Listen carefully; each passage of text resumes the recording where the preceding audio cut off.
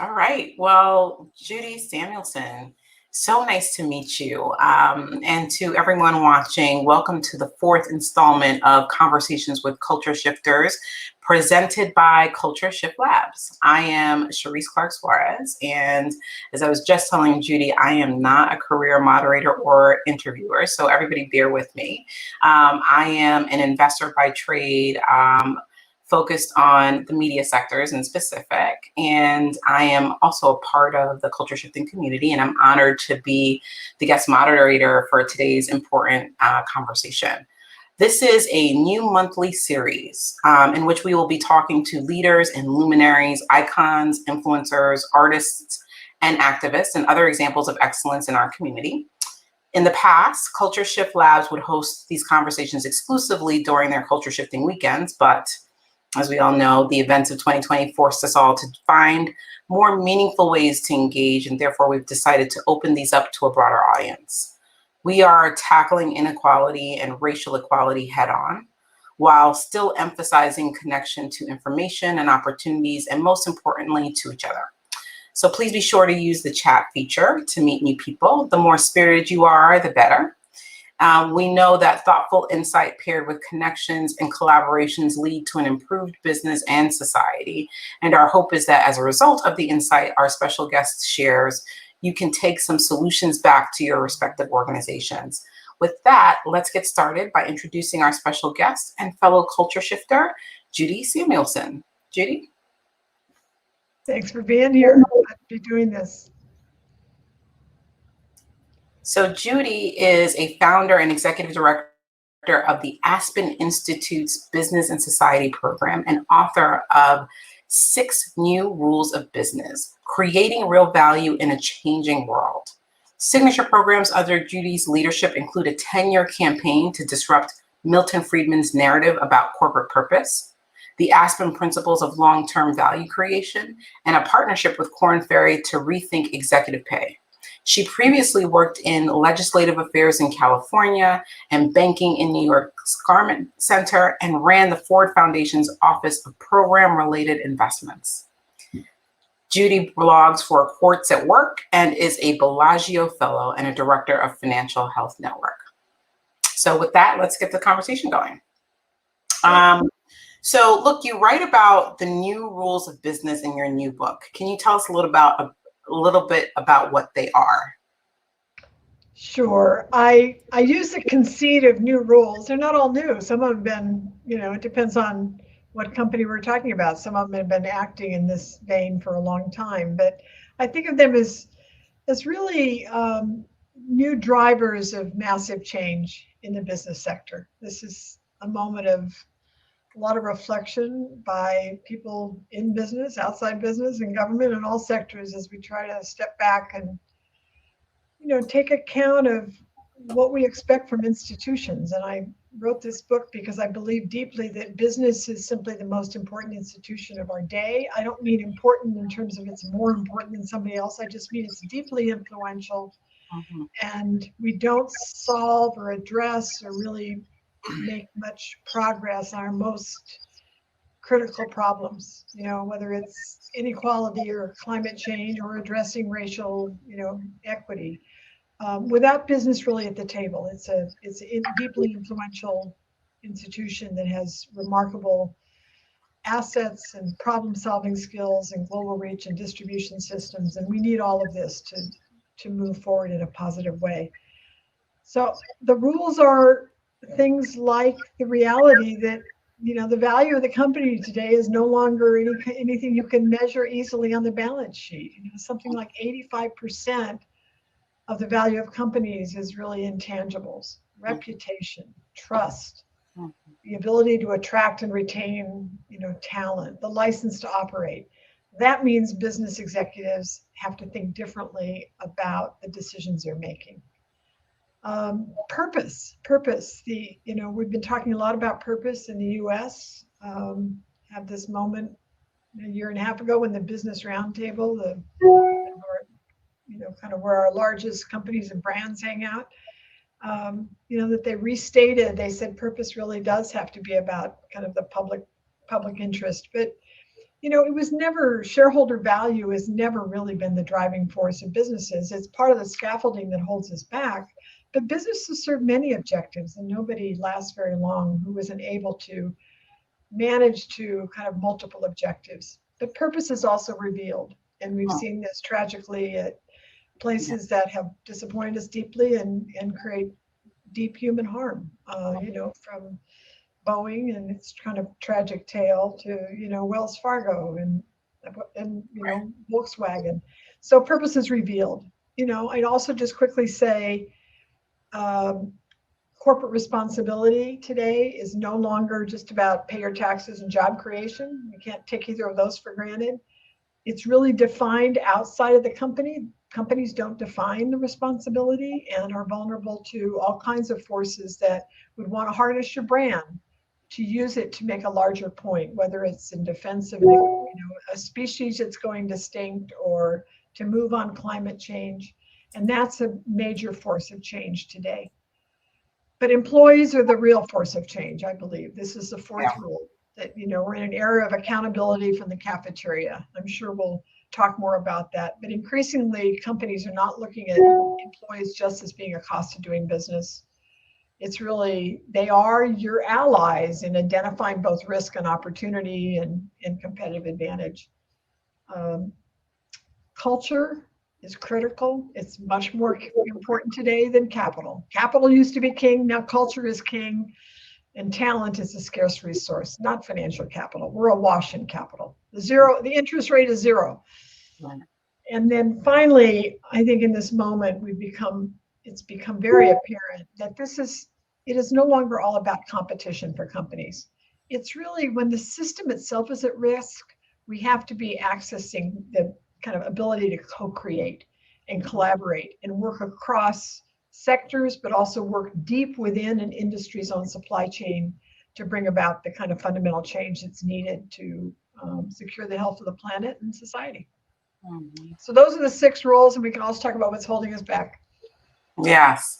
Well, I mean, those are really interesting to me, and I concur with you that, having a purpose-driven organization, it sounds like what you're saying is all the way from, from end to end, from the C-suite all the way down to how it's received at the consumer level is really important, and it will drive, a better world and better outcome, but almost, kind of better business. I guess as you describe those rules, which of them feel most urgent? Like if I'm sitting in the audience today, which of those do I take away as the number one priority, either as a C-suite leader, as an entrepreneur, or otherwise, that is the most important to start to apply to your business today? I think, as we all hopefully are coming through this horribly challenging year, and not just because of COVID, because of, political discord and because of, tragedy of how the pandemic, but our economy for years has been, helping a tiny segment of the population at the cost of many more. It takes me back to the employees again. I think we're starting to see a real shift in attitude in the C-suite, and the job almost of the CEO has changed. We're getting clear that the CEO is really about leading a community of interests. Yeah. It needs to be attuned to the kind of entire ecosystem that it influences, but it is also influenced by. And smart employees are listening, or smart executives are listening to their employees deeply. I write about some examples like Doug McMillon, the CEO at Walmart, in the wake of 2 horrible mass shootings in Walmart stores 2 years ago. And him needing to step back and say, what do we do now? And that took him to the stores and to listening to the employees. And it made it crystal clear for him the need that they needed to finish the process of taking guns and all the sources of ammo off the shelves, that couldn't be a business that they would be in. Complicated? Yes. Do all the employees agree? No. But it's that kind of ability to step back and listen and learn and be attuned to what is critical to create a healthy culture in our company. That requires a really kind of communication I think we haven't seen before. Mhm. I mean, that's really interesting, right? So I take the point on the Walmart CEO and others. Um, I guess one of the things that strikes me is, will we see this as a widespread effort where profit and purpose really reside alongside each other? Do we think we've moved the needle since the Business Roundtable purpose statement a little over a year ago, or do you think that there still is a seismic shift that needs to happen amongst business leaders? I wouldn't call it seismic, but we're certainly not there yet. I Mm. think we've had kind of a near seismic shift in intentions and the clarity of business executives standing up and saying, this is what we need to stand for. The number of companies that have gone through a very serious exercise of saying, what do we really exist to do?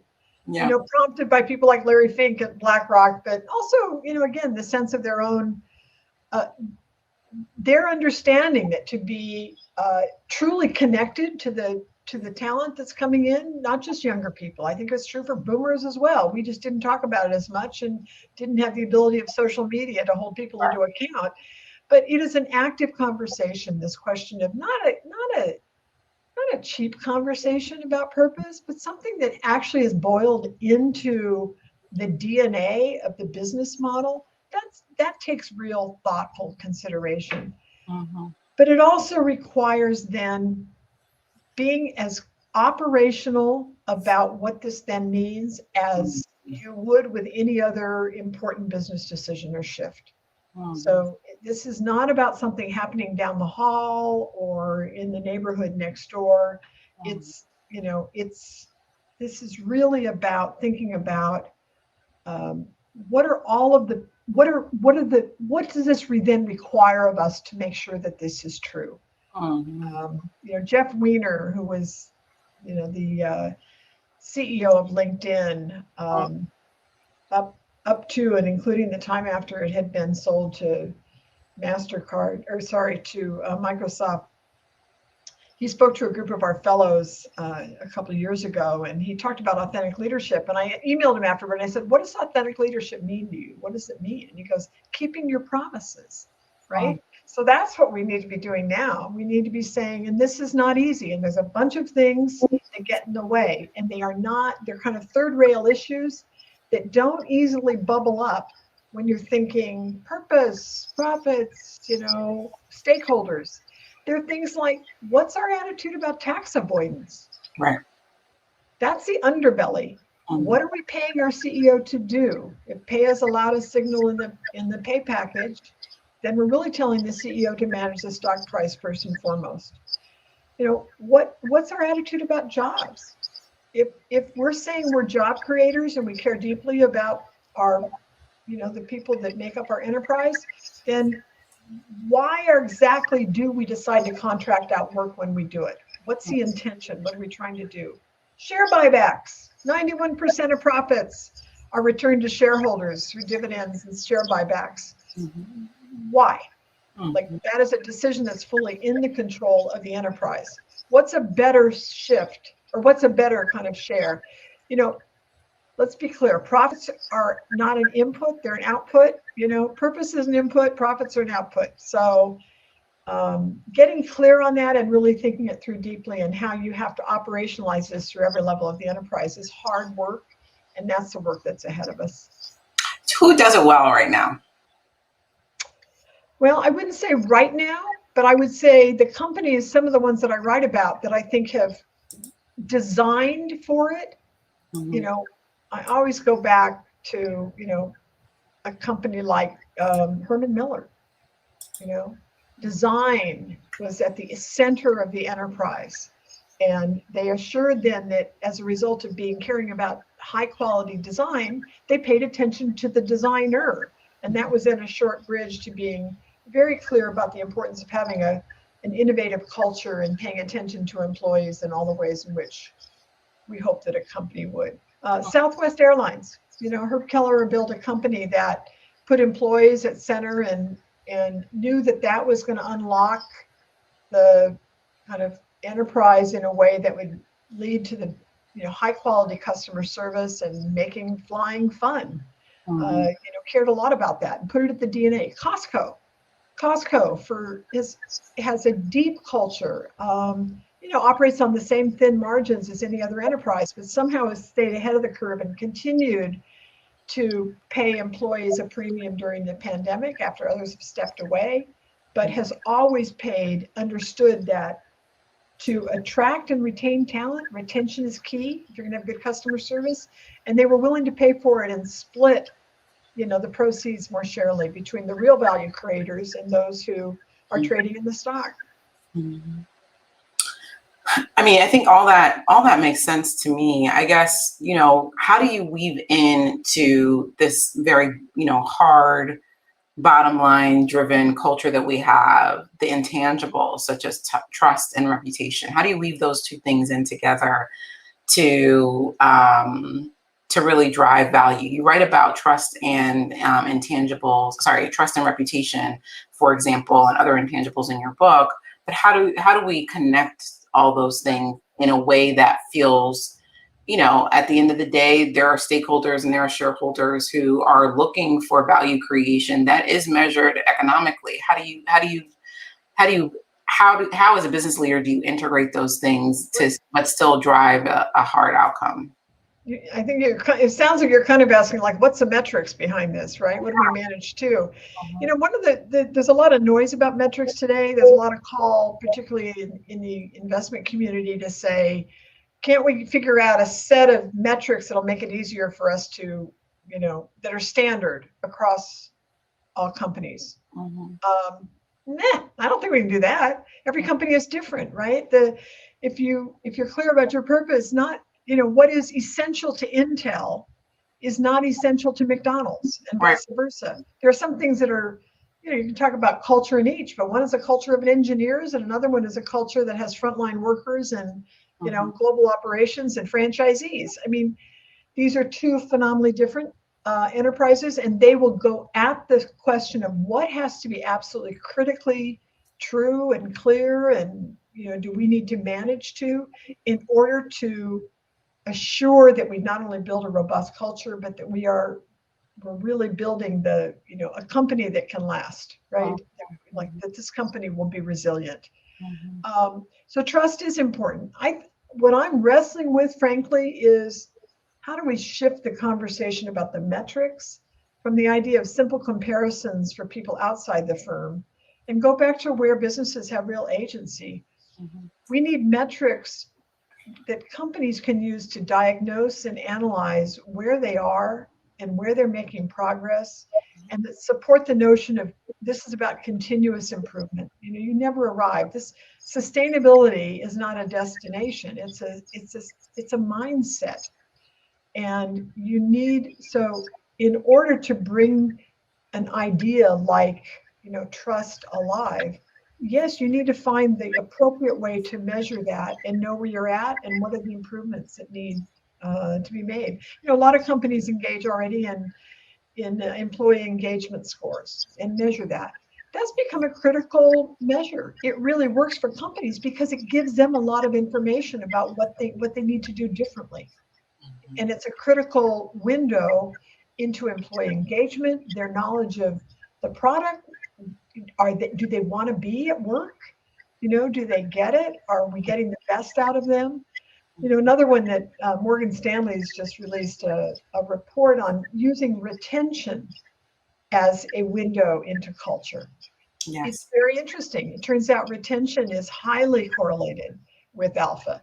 So, do we need to adjust it to make sure we're not retaining the old guard as opposed to allowing new, diverse, new creative and broad-based thinkers in?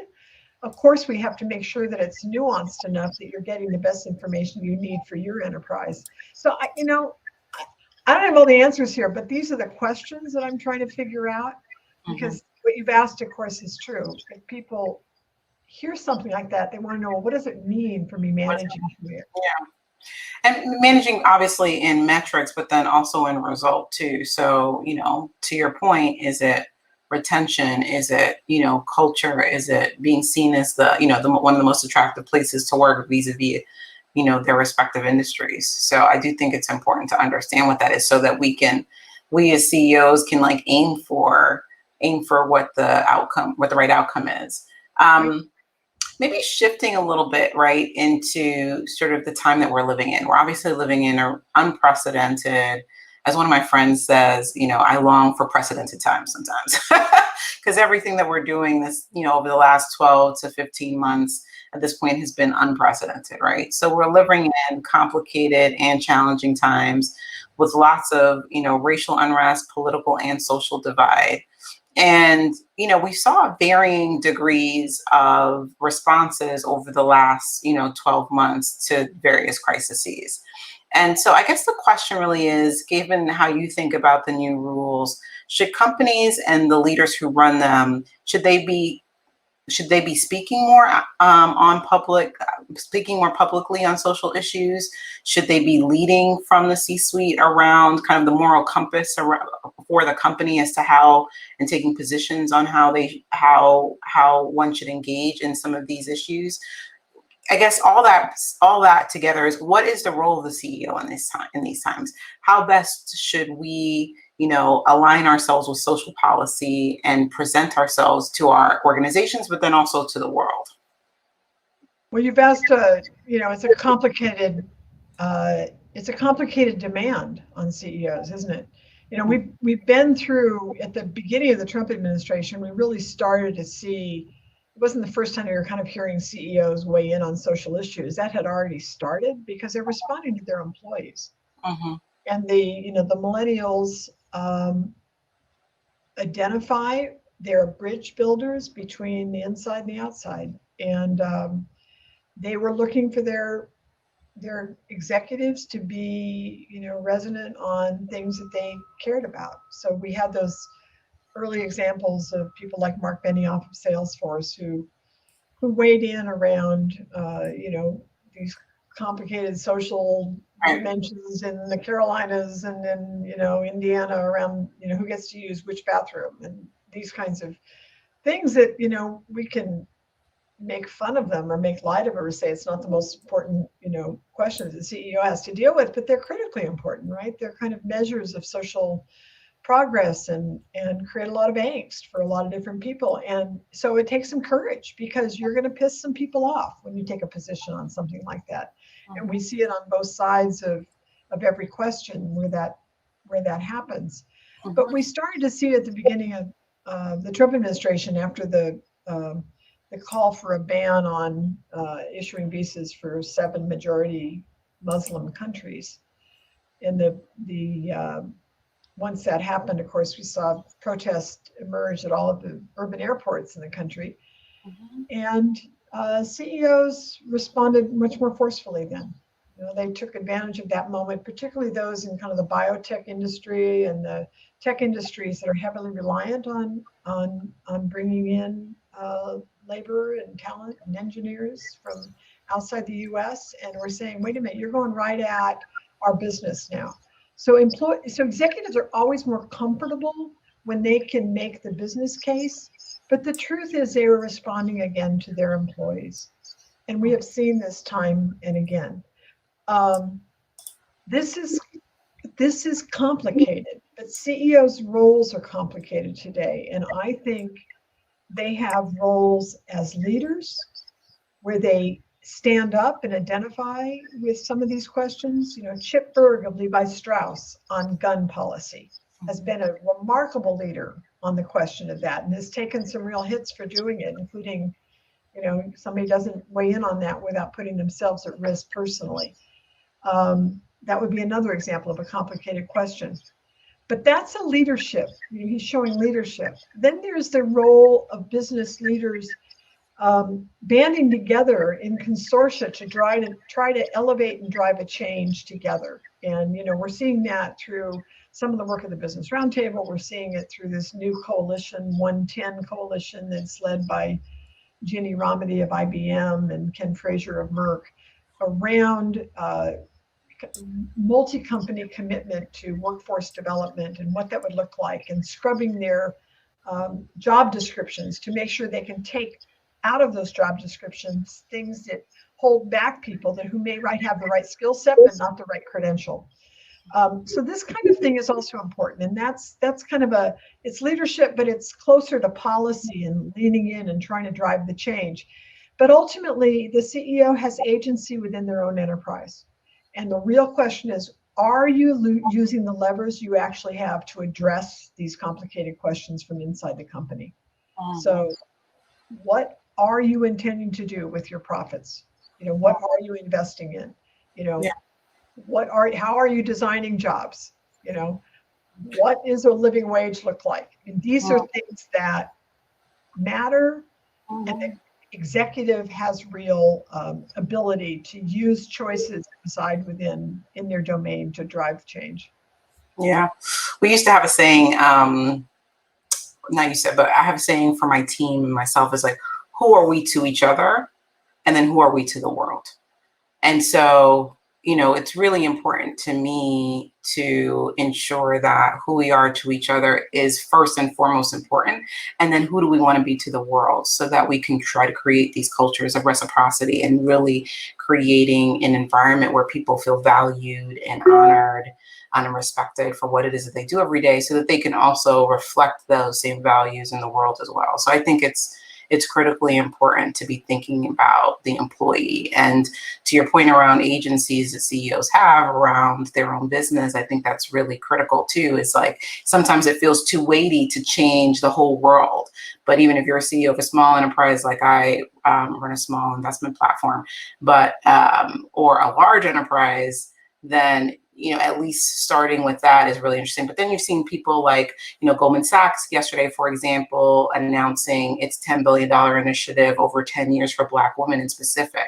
So large institutions now are starting to take, to your point, really investments in societal and changes through things that seem like infrastructure and seem like policy. I think it's pretty interesting. It's a pretty interesting time.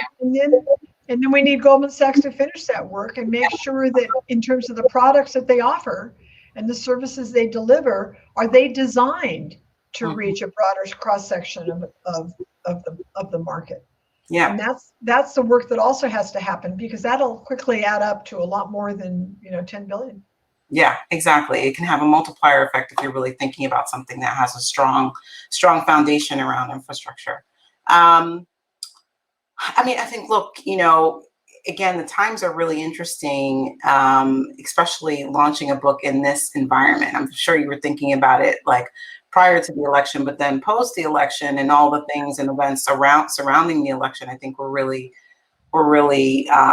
again, unprecedented, again, for all of us longing for precedented times sometimes, but unprecedented in many ways. Just, I guess, walk us through, what it's like to launch a book in this moment. Can you tie the message of these new rules to current events, or are the current events really demonstrative of the fact that we as a society and business, to your point, being leaders of that, have not yet solved these ills, and so the current events are demonstrative of the thing that you're trying to solve? So just take us through launching a book in this moment, how the current events tie back to your overall message, and what that's like.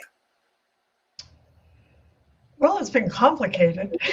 I could have had the book out in the fall, but the publisher gave me the option. You want to do it during the election or wait until it's over? And I was like, oh my God, wait till it's over, especially this election, right? And then, of course, that meant that it landed on January 11th, which was exactly 1 week after January 6th and exactly 1 week before January 20th. And both of those dates this year will be inserted in our memory. So it is complicated. It's complicated to sell books in a pandemic too.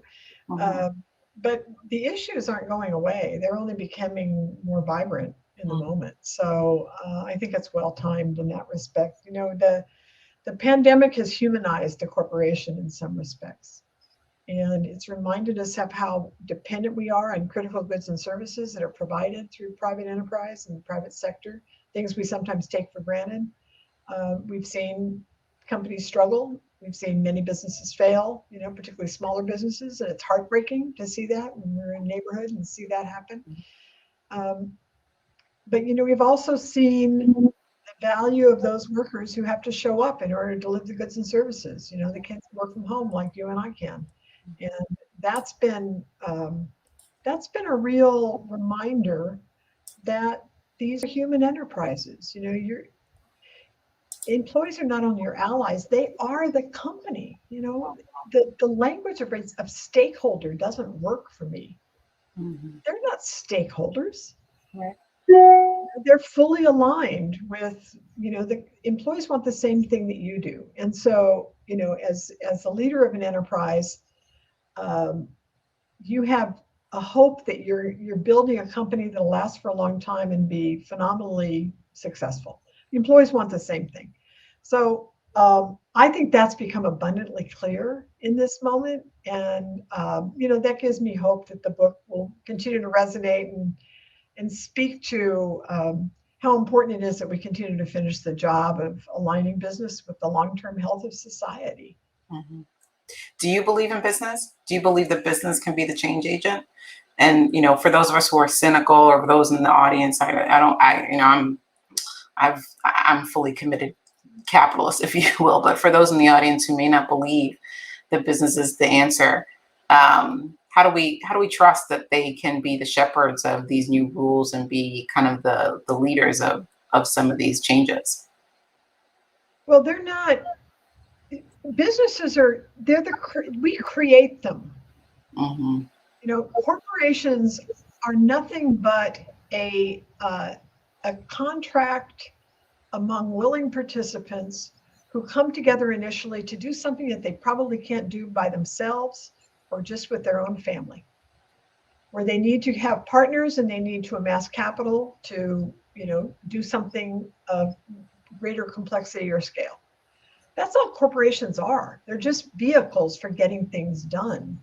So they are the purpose of the enterprise is determined by the founder and carried through by those who come after.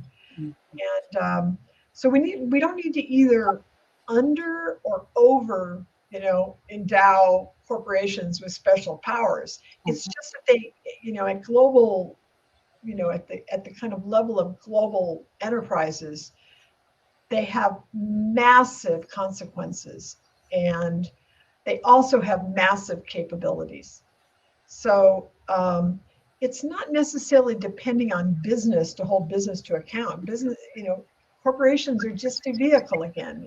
They are made up of, it's the stakeholders, if you will, or it's, all of the things that they touch that hold them accountable. And, in this day and age, the ones with the biggest brands and the biggest reach are the most vulnerable. And so, we're not depending necessarily on them leading, but it is also true that globally significant enterprises like a Walmart, like an Amazon, like a McDonald's are the first ones to be targeted by NGOs that are going to harness that brand to make a bigger point. And whether that point is about a need to eliminate plastics, and so you go after Pepsi or Starbucks, or the point is about, the massive, environmental consequences of the beef industry, you go after McDonald's. If the consequence is about, deforestation and, the link to palm oil, you go after Unilever. So these are not necessarily the worst actors. Usually the biggest brands are not the worst actors. It's that whole quiet B2B supply chain underneath it that we can't name that's the problem. So this is tactical.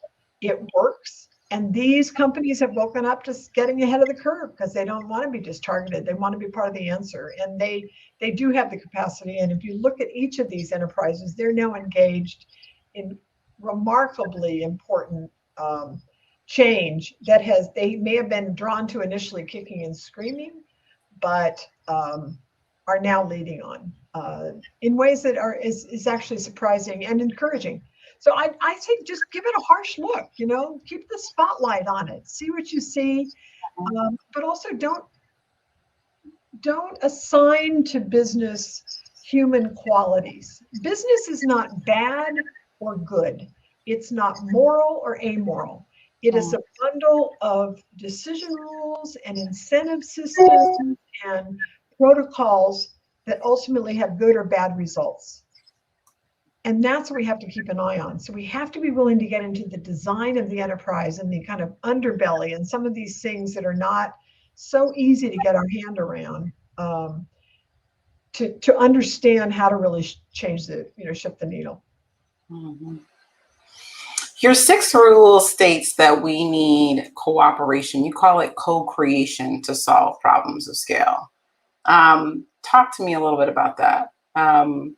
Isn't competition the core to economic growth and innovation? So how do we square that? How do we square co-creating versus just good old fashioned, competition, which is sort of the bedrock of a lot of the fundamentals of capitalism? So, I'll give you an analogy. I'm a big fan of craft beer. Like a big fan. And I've drunk more of it during COVID than I was drinking before. But, this industry is really an interesting one because, yes, they compete. Of course they compete with one another. But it is also it's a community. And they are both learning, they're learning from one another and elevating each other's games by being kind of at the table in a collaborative and process of co-creation. Think of it as like kind of continuing to just, improve that West Coast IPA, or that, stout beer or whatever. There was a article that came out of that Charles Duhigg, the author of Power of Habits, wrote in the New Yorker, I believe, this last fall. And he wrote about the venture capital industry. And he wrote about venture capital through the lens of WeWork and described how that industry actually works, where they fuel the company with so much cash, they kind of pick their winner, and then they have unlimited resources to do whatever they need to do, including engaging in predatory pricing, which WeWork did, as it was growing, until they can kind of wipe out the competition and have more room to be able to kind of grow, without bounds. We know that story didn't end well. This story never does. Mm-hmm.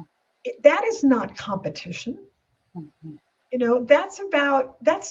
We need competition. We need co-creation when it's needed. We need competition that actually elevates the entire market, that helps us reach people that are most in need of goods and services, who help fuel those who have a hard time accessing capital, not all loading it on with one winner who can then beat out everybody because they're so overfunded. So I think this is a complicated area, but let's just bring it back to this moment again. In this moment, where we are sitting today with, 3 vaccines that have been approved, ramping up a production happening at a much quicker pace, the promise that any American can access a vaccine by the end of May, that's a remarkable change. And it's remarkable if you think back that we have the kind of COVID really only took our attention fully about 13 months ago. Mm-hmm. That's when that story is told, maybe the Hollywood movie version, I think we're going to find out that these companies broke the code on this virus together. This wasn't just about competition. This was about co-creating and collaborating both between and among companies, but also, of course, in conjunction with government, to move as quickly as we possibly could. 2 weeks ago, they announced how Merck is now helping with production at Pfizer. Mm-hmm. Sign me up. This is a good thing. And when the system itself is at risk, you don't solve the problem one company at a time. Mm-hmm. You are forced to co-create, not just compete. And that is true across a whole bunch of different systems today. Did I convince you? I mean, listen, I'm already a believer. I do believe in, spirited co-creation and rising all tides. And, expect those of us in the investment community are kind of used to doing that. A lot of times you co-invest with lots of different people. So there's ways to find solutions together. Obviously, people who make competitive products, those are, they tend to, they're used to putting up fierce walls and these walls of, you are either, a Coke or a Pepsi person. But I do think that you're right that especially if we're going to solve hard problems, that coming together around solving those hard problems could actually create more opportunity for everyone. Yeah. And let's talk about climate change. Yeah. I mean, yeah. If anybody didn't believe, if we didn't believe a once in 100-year pandemic was coming, people need to start believing that a once in 100-year climate change activity is about to come to. So I do think we should be once in 100 years it is permanent if we don't get our hands around it.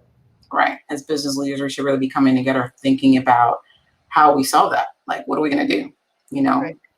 We need everybody at the table, and we desperately need business to collaborate across the span. Yeah, and we can't believe it's just not going to happen to us or our generation anymore. I think a once in 100-year pandemic has proven that if there's a time, now's the time for any of these once in a lifetime events to start happening, or at least believe that they can.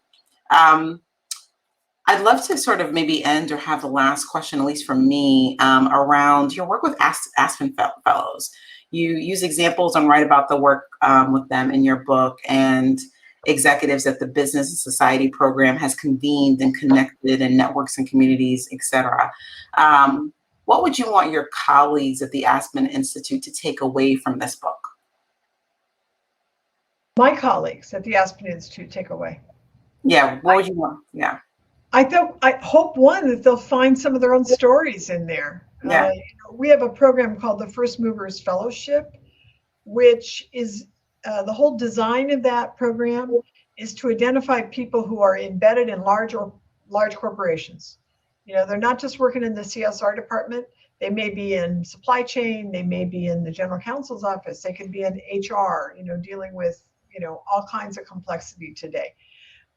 These are individuals who believe deeply that their institution matters and that want to make sure that they're enabling the company they work for to be at the table and to do things of significance that matter in the public square. And they work on a whole range of things. I mean, I'm thinking about some of the projects that I've always that I remember as we're talking right now. Eric at Waste Management, the largest waste hauler in the United States by far, right?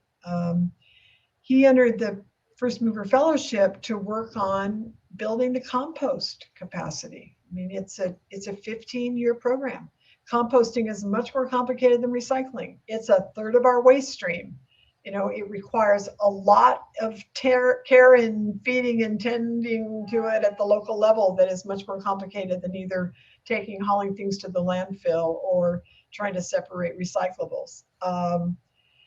That kind of long-term commitment, you only pull something of that scale off if you're really hoping to embrace the scale of the United States in addressing this problem of waste.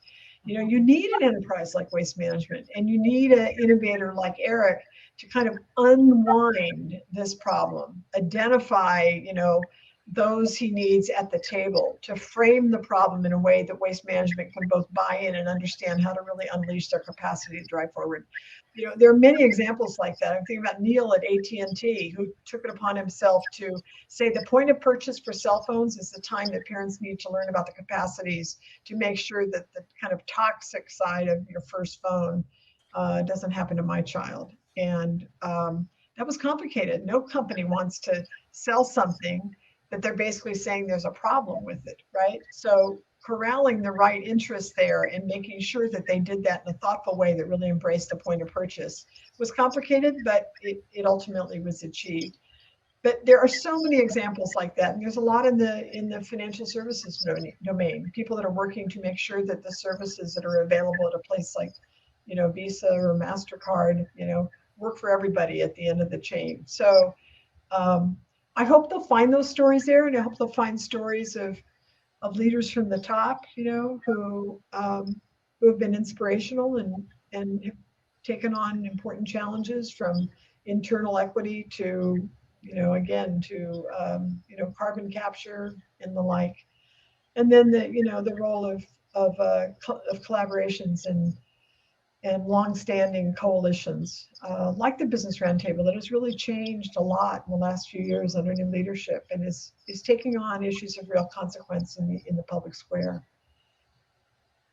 Well, that's great. That's great. Well, listen, it's been great chatting with you. We'll let the audience know now that if you have questions specifically for Judy, please feel free to put some of those in the chat. But I've really enjoyed learning about these 6 rules. And you say culture is king. I like to say things are queen, but I'll go with that one. Fair. Rewrite. Back to the end. The queen piece is the most powerful piece on the chessboard. So. Ooh, you're absolutely right. I do know that. And it is my own observation that it's women on boards who are the ones who are willing to talk about fairness. Yeah, exactly. So, culture is queen. I love that. And I really do believe that, culture can really eat strategy for breakfast. So, I definitely didn't coin that phrase at all, but have taken it to heart in all of the different roles that I've seen and had. Like, it's very easy to have a great idea, but it's so hard to implement if you have a culture that can't implement it. And if you don't have a culture and a group of people who are impassioned by the purpose of the organization to go out and execute that. So I, for one, encourage the audience to definitely dig in and take a look at all these 6 rules, because I do think that they're important to think about, especially for any of those who are either leading teams in large organizations or C-suite leaders among us who have to build organizations and build culture on a daily basis. I think maybe, Judy, maybe I'd like to just turn it to you for one last kind of closing comment, if you will, just around, if you were me sitting in my shoes, and these 6 rules feel like a lot to do, but important work, what's the first thing you think I should focus on? I think I'd focus on the thing where you feel you have some real agency. Mm-hmm. Where your network is one that will be of use, Mm-hmm. where you have both passion and knowledge and capacity. Yeah.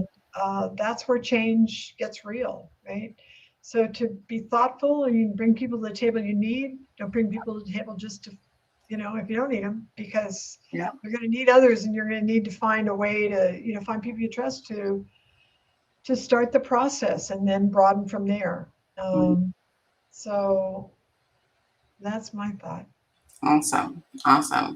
Well, if we don't have any questions from the audience, I just like to say thank you so much for the time. I really enjoyed this conversation and getting to know you and learning about the inspiration behind the book.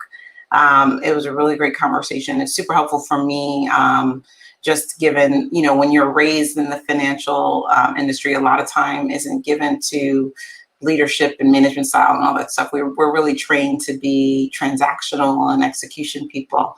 So it's always a treasure to spend time like this with experts like yourself around thinking about that. So I really, really enjoyed that.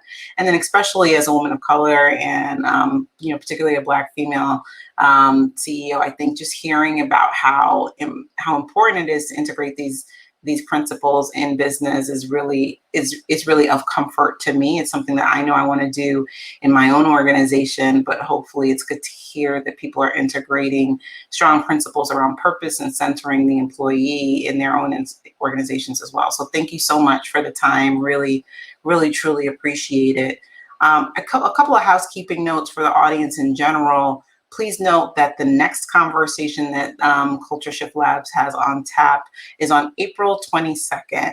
And the Culture Shift Labs will host actor and activist and entrepreneur Terry Crews. And be sure to visit the website cultureshiftlabs.com for more information on all of Culture Shift's diversity, inclusion, and racial equity solutions, as well as any upcoming events. So thanks again for the time, Judy. Continue to stay safe and be well, and to the same to the audience. Thank you very much. Make sure you send me your address now, Cherise, so I can send you a book. And for the audience, you can find the book anywhere that books are sold, or on Amazon, or on JudySamuelson.com. Excellent. So yes, we all will be looking forward to to purchasing that, and also I look forward to receiving the book as well. So thanks everyone for the time, and I look forward to chatting with you again in the future. Thanks so much. Okay, take care. Bye-bye.